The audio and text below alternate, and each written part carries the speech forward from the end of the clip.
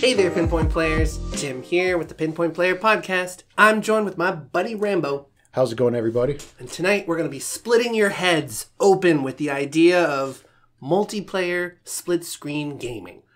Yeah, and that's just the thing. We were thinking about topics to kind of cover for today's episode, and we figured, hey, something else that's kind of, that we both grew up with, but that's kind of slightly going by the wayside, split screen. So we're just like, hey, we should actually talk about this because there's a lot of history to it. It still exists today. It doesn't have quite that impression as it did when we were little kids. No, I mean, it was expected when we were younger. That's exactly it. Every single game, if it said multiplayer, if it said 1 to 2 or 1 to 4 players on that N64 cartridge or PlayStation cartridge, or not cartridge, CD, it was expected. Okay, it's split screen. It's going to have it. Boom. Yeah. Consoles also had multiple ports for plugging your controller in before they went wireless. And it's funny you should say that because, back in the 90s did you ever have a PlayStation 1? No, I never had a PlayStation 1. Yeah, because, one of the benefits of having divorced parents was that one got me an N64 and the other got a PlayStation. So I was one of the very few kids that, by virtue, happened to have both systems. But with the PlayStation 1... Truly blessed. Exactly, in that sense anyway. But in the sense of PlayStation 1, so by default, it only came with 2 controller plugs, whereas the N64 came with 4. But it came out, I think in the maybe 3 years into the system came out, they came out with an adapter that allowed you to plug in 4 controllers for those very few racing or other type of games that would allow up to 4 players on the PlayStation. Yeah. And Crash Team Racing was the first notable one I could think of because in the commercial for it, they actually advertise, get this port here so you can play with 3 of your other friends. I remember vaguely what that adapter looked like. Didn't it connect into both ports and had smaller, kind of went in half for the first port? So 2 controllers would be in the one controller port through the adapter, and it was a smaller plug. So from the way I remember it was like this weird L-shaped device thing that plugs into the PlayStation, and you plug the other controllers into that. It's kind of like how the MacBooks these days, like my Mac that we're actually talking and recording this on, has this dongle where you plug in your USBs, but then you have your USB-C that plugs into the main computer. It was kind of like that, but for the PlayStation, but back like 25 years ago. Jeez. I didn't, yeah. It's so interesting the things that we pick up on when we dig into little topics like these. Like, when we were talking about like how our old split screen could have been, we were thinking mid-90s, late 80s, but in our research we came across that it is as early as 1970. First split screen game that we could find reference to, like just our, a little bit of research on Wikipedia, is that the very first game that used split screen was a game called Drag Race from 1977 from this now defunct maker called Key Games. It only lasted 5 years till 1978, but they made the split screen game called Drag Race. And honestly, I knew going into it that split screen gaming was older than its heyday from like the 90s when we remember stuff like Goldeneye, but I didn't realize it went all the way back to the 70s because we take for granted the tech that we have today. That's where, the computer I'm recording this on with you, or the games that we play on the systems we do, or the PC gaming on the PC rigs that we play, but just how developers only had mere kilobytes of memory to work with in some of the systems and PCs back then. Right. I mean, just brainstorming to come up with the concept as early as 1970, I kind of fathomed and just, playing around with numbers. If something was 1 byte, if the game itself ran on 1 byte, and to have multiplayer in that early game, it would require 2 bytes. It would need to require 2 bytes. But the game also has 2 tracks and layers going, operating at 2 different speeds, 2 different methods of input, 2 different data points.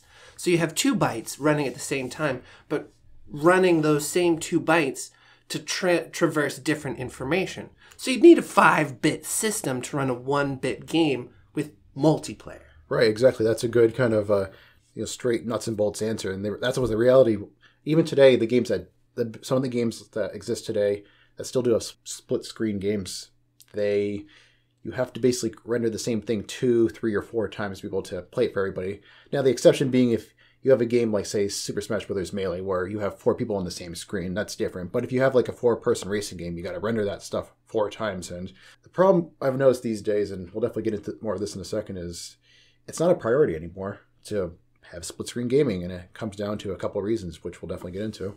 Yeah, it's an interesting evolution as we go forward in our lives. The things that we've grown up with change in different ways. Like when I was a kid, when we were kids, we had split screen games like Super Mario, Mario Kart games. Yeah. Mario Kart. Yeah. And let's not forget the most fabled one of all. Of course. I mean, yeah. Goldeneye. Gotta talk about Goldeneye. Like, I feel like every other episode we had to talk about Goldeneye because, again, so influential. It was a very influential game in our lives. And I was actually I was a little bit hesitant to talk about it because we've talked about it so much. But it really did have split screen as a part of its history because they delayed Goldeneye. If you remember Pinpoint Players in one of the several episodes that we discussed Goldeneye, they delayed Goldeneye specifically to include multiplayer. And I'm not sure if it was by a whole lot because I'm trying to remember exactly because I think they delayed a little bit, but they still wanted to get out there because multiplayer was the last second inclusion because I think, like I said before in one of our previous episodes about the Bond games, initially we're just going to do single player, but the multiplayer was the last second inclusion, and it's good that they did because it was kind of a mold breaker in the idea of split screen, shooters on a console, and because of that, it had quite the legacy afterwards, and it ends up being one of the most fun games of multiplayer gaming. Going over to your friend's place and yelling about screen peeking and, who gets to be Bond and who gets to be freaking Boris or whatever. Like when I played with my brother, he'd always, for example, just in my anecdotes, my brother would always get to be Bond, him being the older brother, and I always have to play as somebody else. So I would always choose Boris because I didn't want to choose Alec Trevelyan because he was the bad guy. So Boris was also the bad guy, but I'm just like, whatever, I'll just be Boris. He was the second dude after Alec Trevelyan. 006. Oh, that's so funny. Why wouldn't he let you be Bond? Because he was the older brother. That's such an older brother. That's such an older brother. Who won? Who won the match? I'm Bond. It's an older brother thing to do. It's just like it's one of those things that I'm not surprised looking back on it that he did it. It just happened to be that way because he was the older brother. When we play, my brother and a couple of friends from our summer vacation, when we would play, I would always be Oddjob. Oh, Oddjob! I hate people that always be Oddjob. I loved being Oddjob because he's so fucking hard to hit. Like if you're in Goldeneye, if you play 4 players, like being so back in the day when we didn't know better with good controllers, you could be a little bit more precision, but even still, Oddjob would be a pain in the ass to hit. But if you go back and play Goldeneye these days, having had modern controllers with 2 joysticks, and you go back and play with the N64 controller, you're like, oh my god, I can't aim. So you basically have to spray and pray. You basically have to get an auto gun and just spray and pray. That's the only way to succeed. It really was the easiest way to hit Oddjob. Because let me tell you, the reasons that you hate Oddjob were the reasons I loved playing Oddjob, all right? Because he was fast. He was smaller than all the other characters, so he ran fast. Like you were saying, you'd had trouble aiming on him. Guess why? Because the player who was playing Oddjob knew he was fast, so he could dart in and out of a room. He could go left and right, zigzag, straight towards you. And if you had slappers only. Oh god! You just walk down a hallway. You could kill 6 people. And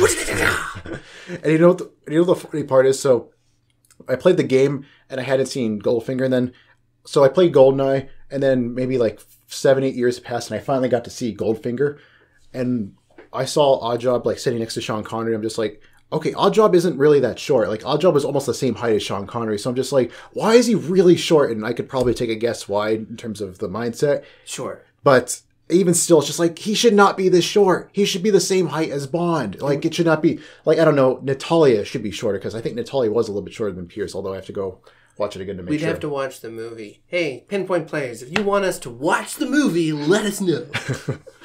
But anyway, we could talk about Goldeneye for an entire episode, and maybe at some point we will for an entire episode just be dedicated to Goldeneye, but for now, it was a transcending moment for split-screen gaming for the console, and it helped carry it forward. And for me, it was a fond memory along with Mario Kart 64, and even going back before that, I had Super Mario Kart and Super Nintendo. Oh, yeah, and then the other one that brought back fond memories for me was the Halo series. Because in Halo 1, I remember specifically going to people's houses we did LAN parties where this one friend and another friend would bring over their Xboxes. We'd get 2 TVs together, and it'd be 8 players, 4 on one TV, 4 on the other, and it'd just be awesome. We'd all get in the warthogs. We'd all be firing our assault rifles. It was a grand old time, and I loved it. It was, to me, in terms of the split screen online gaming era, it was a golden era. It was some of the best, and it was during that weird transitional time, and I want to say the late 90s to the mid to late 2000s where online gaming and split screen gaming existed in a kind of a perfect harmony where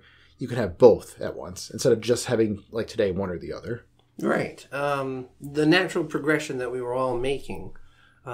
Advancing technology had certainly captured a lot of people's attention. I certainly remember wanting a cell phone in high school. Yeah, same.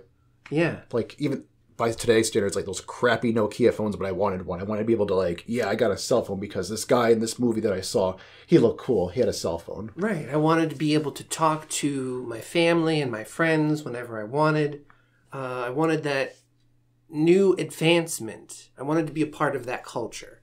So with games and production all being underway in the sense that it was, games that had multiplayer were expected to have multiplayer, but we were advancing in a sense that, well, I think it was mostly sort of a marketing push. Because with online advancing, it would create the need for people to buy more products. They would need to go buy a console, which if you had a copy of the game, you already did. If you were going to your friends, it wasn't that you were bringing your console and bringing your game with you. It was just the convenience of, we had the sudden urge to play the game, and because he has it at his place, there's no need to, have a problem. But with online, it was your profile, your character. It was a whole shebang, basically, to kind of to be able to play it online together, whereas in the old days, because it was expected for this game to have, split-screen multiplayer, you would just put the game in and you would just play. The only limitation was just making sure that you had a second controller, but that was it. Honestly, if you had at least one sibling, chances are you had a second controller and your friend can come over and you play and Bob's your uncle, basically. You're good. Right. Now, online came along and it pushed people to, constantly have all of these things on their own. And like I said, I feel like it was a marketing push. That advancement occurred to generate more income for the companies. Yeah, and that's the thing. It didn't happen. I noticed just over the years, just in the research that we did and just in my own experience and your own experience probably, it didn't happen overnight. It was kind of like a very slow avalanche where it just cascaded really slowly and then kind of caught up all at once in the last, I want to say, generation in terms of the system, the PS4, Xbox One era.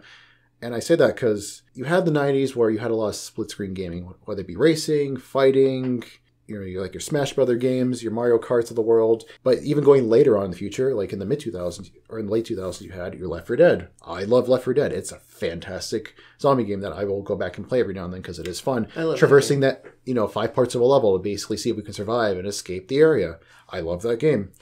And another example that I can think of that also has that is one that you and I played back in college. And we kind of got the game on a whim last second, or maybe I rented it, I can't remember. I got Resident Evil 5, and I intended to go play it at my place alone and then, just go through the campaign myself. But then I saw that it had co-op, basically, because at that point it was still kind of expected for it. And this is the Xbox 360. And I was like, hey, you want to go to your place and play it? And we did. And it took us 2 long gaming sessions of each being 7-8 hours, but we ended up beating the entire game. We played it until 4 or 5 a.m. that one morning, but we beat it. It was hard. That last fight against Wesker was really, really hard, but we did it. And it's one of the most fun experiences I've had playing a co-op game, ever since, at that point, the 90s, playing GoldenEye with my brother or playing racing games with friends, family, that kind of thing. And because, like I said, it was expected. And this slow avalanche, like I said, was happening really slowly. And here we are in the mid to late 2000s, we still have this. But then after that, it kind of changed to the point where you would just need to have 2 systems, 2 games, and now 2 online memberships. You need to have Xbox Live or PlayStation Plus to be able to do this. So the barrier to entry is that much more expensive, but this is the price you have to pay for a lot of games if you want to play this online. Not Steam necessarily, and we'll get to a little bit of that in a second, but you get what I'm saying, though. I do. Yeah, I remember doing that, playing Resident Evil 5, and I remember doing that with you. I remember doing that with my brother. It was a fun game.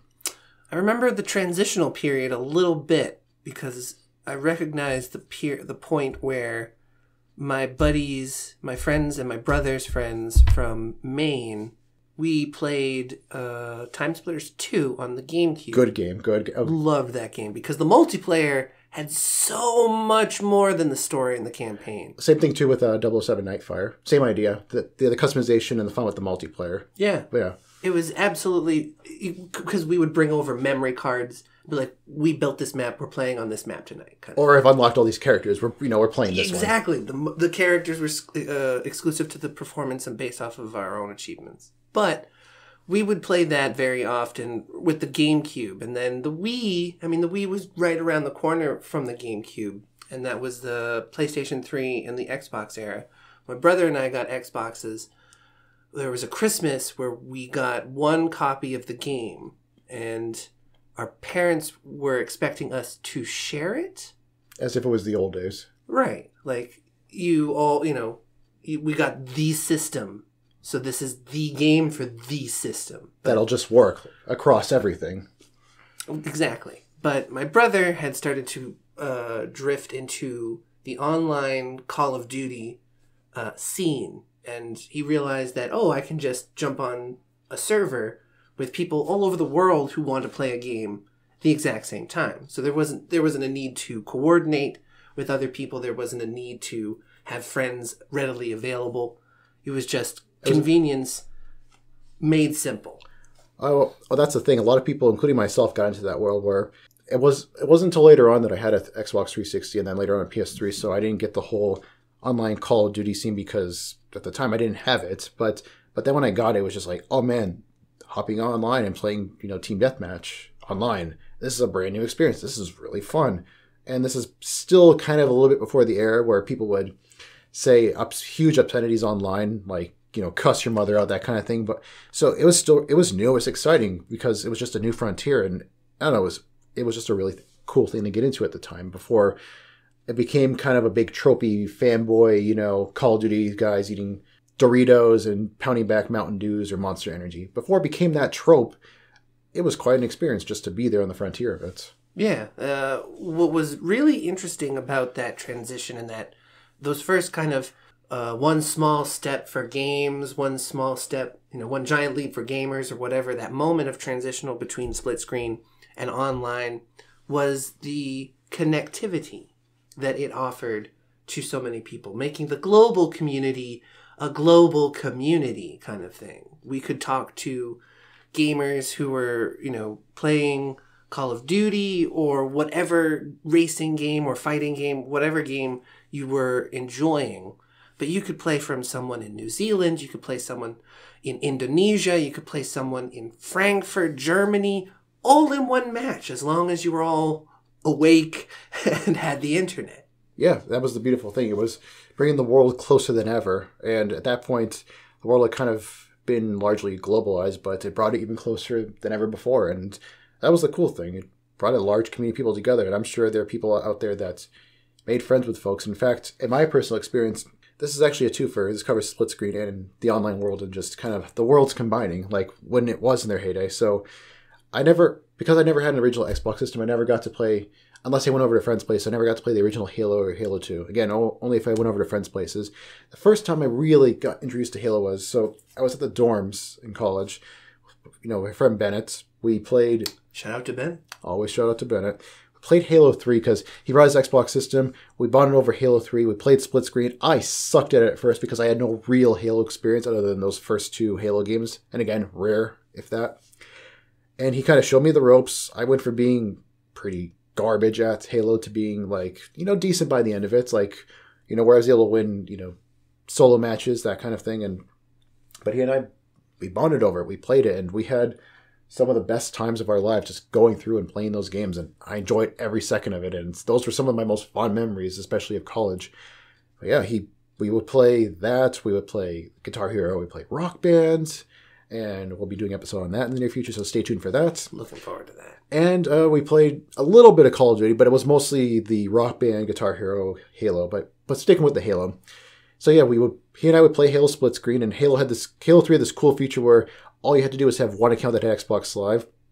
So it was his account, and myself and two other people that lived on the dorm floor were able to all hop online and play like a death match together against other people in the world. So it could just be four of us on one system playing online against other people. And that idea is crazy that the Xbox is rendering 4 screens while simultaneously playing online. I mean, that is, peak right there. You're playing online with that global community, but we're all playing in the same room. So there's that shared camaraderie of all being there together while also playing the world. It's cool. It's the best it could have been, honestly, I think, in that sense. And it was ecstatic. It was amazing. And I miss those times, honestly. Me too. One thing that we really haven't covered about the nostalgia of the split screen gaming is how connected you felt to your friends and family that you actually sat down on the couch with and played the games. That is what the merit of split screen. That's what we're really talking about in this episode. The things that we miss about the split screen. That is really it. Because as great as online gaming took us, creating that global community inside the global community, it really separated us. It really individualized our properties within ourselves of our house, our system, our profile, our game, our controller, our money. And its intention was to create this connectivity to community, for us all to play at the same time around the world and be closer together with each other. But we were a lot closer to our friends and family when we shared the same space, when we shared the same TV on the same screen in a split screen format. Exactly. You can't beat that camaraderie of being in the same room with the same person. Even if you're yelling at that person for getting a cheap killer screen peeking, you can't. Exactly. You really can't, though. It's there's nothing quite like it. And I'm sure some folks listening saying well, there's still split screen gaming. And that's true. There's still split screen multiplayer gaming. There's still split screen co-op. In fact, I played one with Andrew recently. That's a pretty good one on Steam, and I think on the PS4 and Xbox One. It's called A Way Out. Basically, you're two guys trying to escape from prison, and there's this story that unfolds with it. It takes about 8 hours to beat. It's a really good game. It's one of those games where you play it once and it doesn't have any replayability after that. But that was split screen, so there are split screen games. But I guess that's my point there. A Way Out is not a conventional AAA game. A Way Out is an indie-ish game where it's not made by a really large developer. And that's the thing. Split screen gaming tends to only exist on games that are made by primarily indie developers, which is fine, because indie developers, as we've talked about, make really good games, really flesh it out, really are able to kind of run with the idea without any kind of bigwigs at the top telling them what they can and can't do. But it disappearing from the main AAA scene, or starting to taper off from it, is a problem, because there's not that shared sense of camaraderie that you and I had, and some people might say, well, so what? They never grew up with it, so what do they care? And sure, they didn't. There's quite an experience to be able to play in the same room and have that, shared moment with that person. And the Halo story I told you is one of them. There's so many more like it. I mean, for me, this goes all the way back to the 90s, playing on the Super Nintendo. I mean, for me, Goldeneye was probably the biggest one in the 90s, but it wasn't the first. And even today, as we have this conversation, it won't be the last, because there are plenty of other games that you and I have played, that my friends and I have played, that we'll all get enjoyment out of. I mean, we went to your cabin in Maine a couple years back and popped in, we played Goldeneye. We're all terrible at it, but it was fun. Yeah, one of the things that really did hinder us is that the system, a lot of the controllers were just used to shit. I mean, some of them were really bad. Oh, the joysticks are pretty loose at this point. Yeah. I remember the black one is that one was, I think, our original controller. So it's the one that every kid used, basically. The system came with, the system came with a standard gray. Yeah, the gray was the standard color. Gray was the standard color. But yeah, the red one, pretty damaged. The gray one, I think we had multiple. But that's the other thing, is that, they had multiple controllers. Another thing that I'm remembering about split screen and multiplayer. But yeah, I loved that, dude. I honestly want to get you guys up there. Maybe we even be able to record an episode of the podcast. If you, the Pinpoint players, want that, let us know. Absolutely. We're absolutely willing to discuss that. That would be great. Of course. But on this topic at hand, though, just split screen Goldeneye, it's, like I said, we don't have to do that. We don't have to go back 25 years to play this old game that's, it's where its heyday is, long in the past, but we do because it's fun to go back and have those memories. And it is a shame that a lot of developers are kind of getting away from that. And again, it's mostly the indie scene that's covering it, but it is a shame that they don't just offer split screen. But in our research, we figured it came down to two reasons. One of them you already covered is money, because game developers, publishers want you to have two copies. Basically, they want you to have, if they can limit it, if they can have online play, but have it be on separate systems. Basically, the game itself only allows you to do single player. They're like, okay, the person will probably need two people need 2 consoles, 2 copies of the game, and then 2 online subscriptions, like I said earlier. So that was reason one they did this. The other reason is, in our research, was something called focus. The idea that, so earlier when we were talking about one of the very first split screen games with... It's Drag Race. Yeah, Drag Race. So to make that work, even today, you basically have to take the same image or same scene in the game. You have to render it twice, 3 or 4 times. And that's the problem. Developers are so interested in making the game look pretty, 4K imaging, the water reflects perfectly off your suit of armor, and look at that, it shines. So realistic. Right. By doing that, you've done 2 things. You focused all your attention on making the game look pretty, and by doing that, you've reduced at all the amount of time you could have done to make it split screen, and that's the problem, the focus on that. By making the game so pretty, you not only reduce your development cycles, you essentially made it so that way it's impossible to render the game twice, 3, hence even 4 times, because you used up all your memory to make this crappy suit of armor, which who cares? Yeah. You're walking out of a puddle. I imagine if you're in the game and you've fallen into a puddle, you want to get out of that puddle as fast as you could because you want to keep playing. You don't want to see it render in 4K, ultra, whatever. Exactly. It helps the body and the psyche think that it's actually occurring, which does create a very desirable and good, unique sense. But at the same time, we're tricking our brains and our psyches into thinking that these things that aren't real are real because of how hyper-realistic they're becoming. And the other thing is, too, part of it is also marketing, because you make your game look pretty. You can put it on commercial that's like, wow, look how realistic this game is. Look at the animations. You can see the pores on his face. It's like, that's cool. But honestly, if the game doesn't play well, then who cares how it looks? Because I'll give an example. So I ended up renting this game, and I'm glad I did, because it wasn't really worth anything keeping.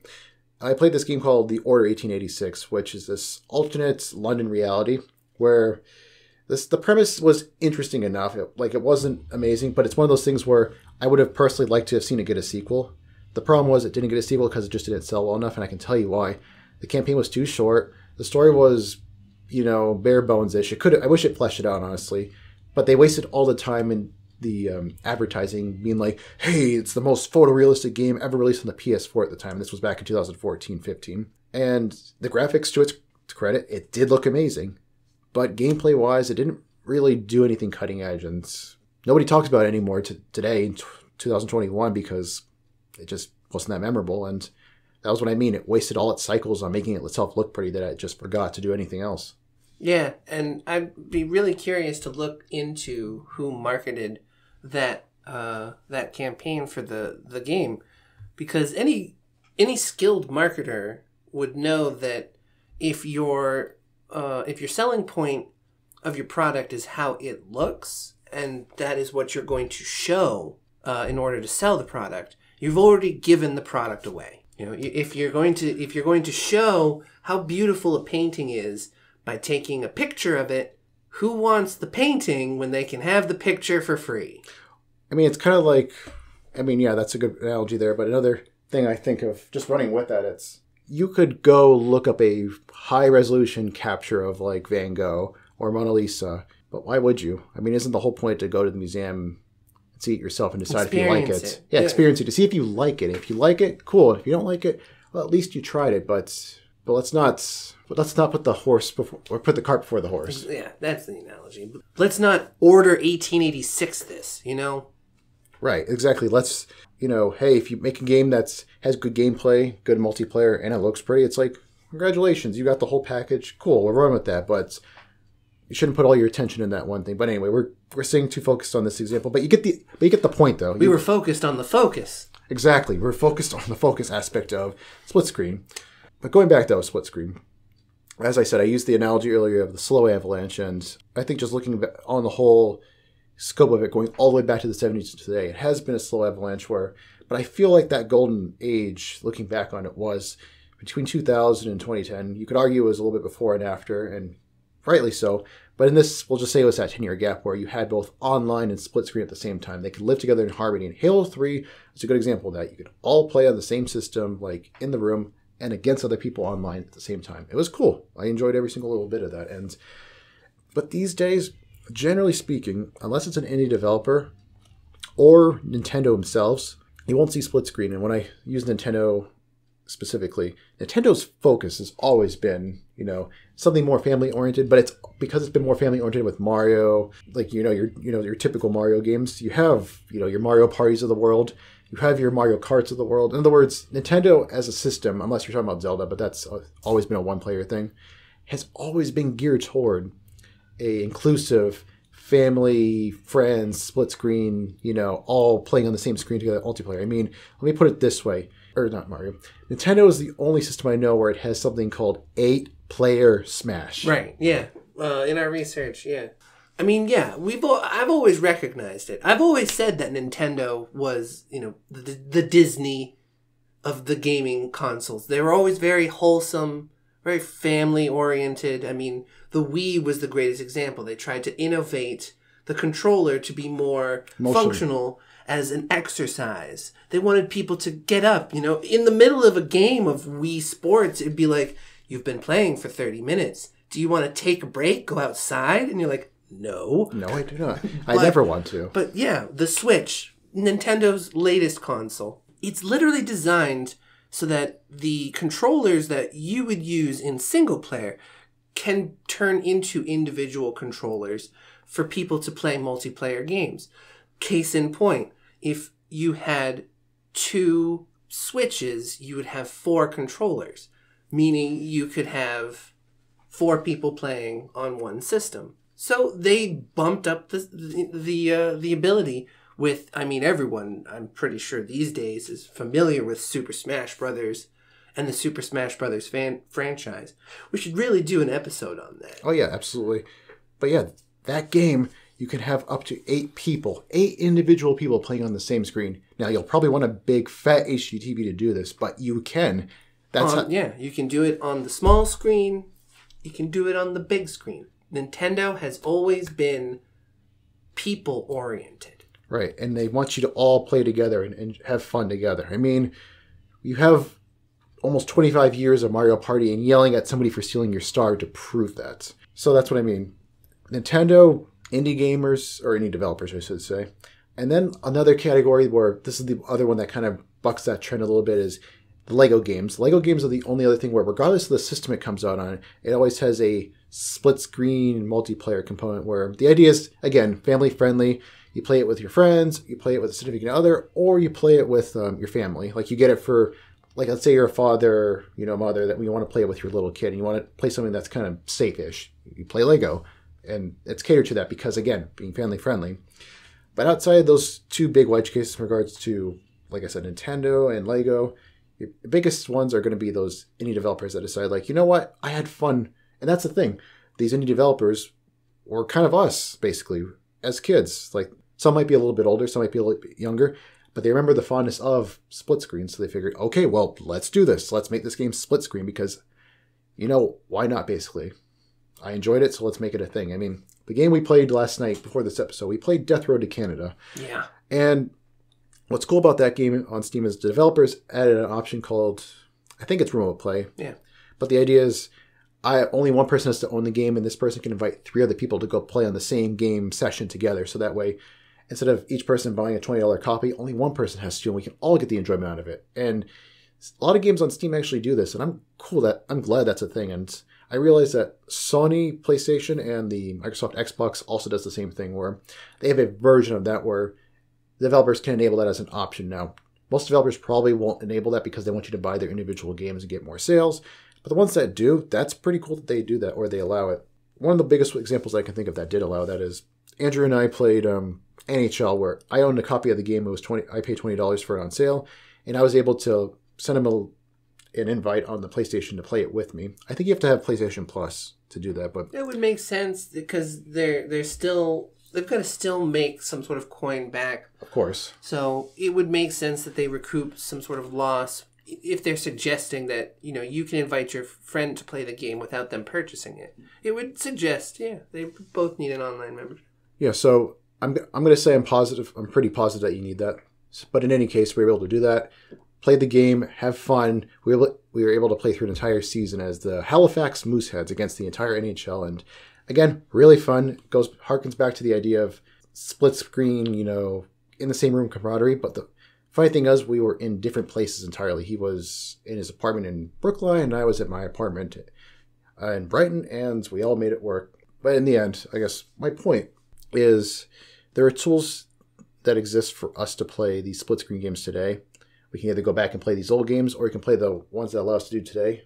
But in general, a lot of the AAA scene is moving away from that because I think they don't want to be bothered with the development's time because of the things we've talked about. And the other one I can think of, just off the top of my head, honestly, is so one that I'm surprised still actually includes split screen. Even the most recent game is so the Call of Duty games, but I think they allow split screen between with two people. I think maybe in the old days it might have been four, but I think these days they still do it with two people, so that way two folks can play zombies basically in Black Ops games. And I think in the other games they do it for their respective multiplayer modes.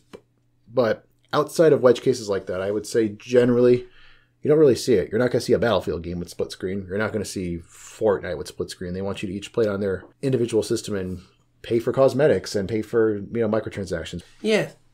So what's our point? I mean, when we get down to it, it's an option. I truly believe that our saving grace in this will be the market. The game that we played, Death Road to Canada, has that remote play. Call of Duty still offers it in some capacity for people to play. So it is an option for people, for developers to add to their game. If we want to see it more in games prevalently, I think that we should focus more on playing those types of games. We should.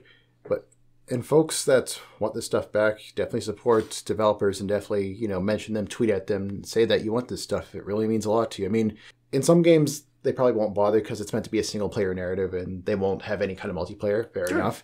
But in games where, it, could involve split screen and it doesn't take up too much of their time to do it, it'd be nice if they did because it's fun just being able to sit in the same room and have that camaraderie. There's nothing quite like it. And I know, and I'm saying this on the heels of a pandemic. For the past year, we weren't able to do that, generally speaking. Like, unless we lived, with our family for that time, or we lived with significant others that were interested in playing games, we generally couldn't. We couldn't have those moments because, the pandemic. So, in that sense, one instance where I'll say, like, I am super happy that we had 100% had online gaming. And yes, split screen would have been nice, but to be able to have that ability at all was amazing throughout all this. And it helped make getting through this pandemic a lot easier. And yes, we're not over with it even by the time this episode comes out.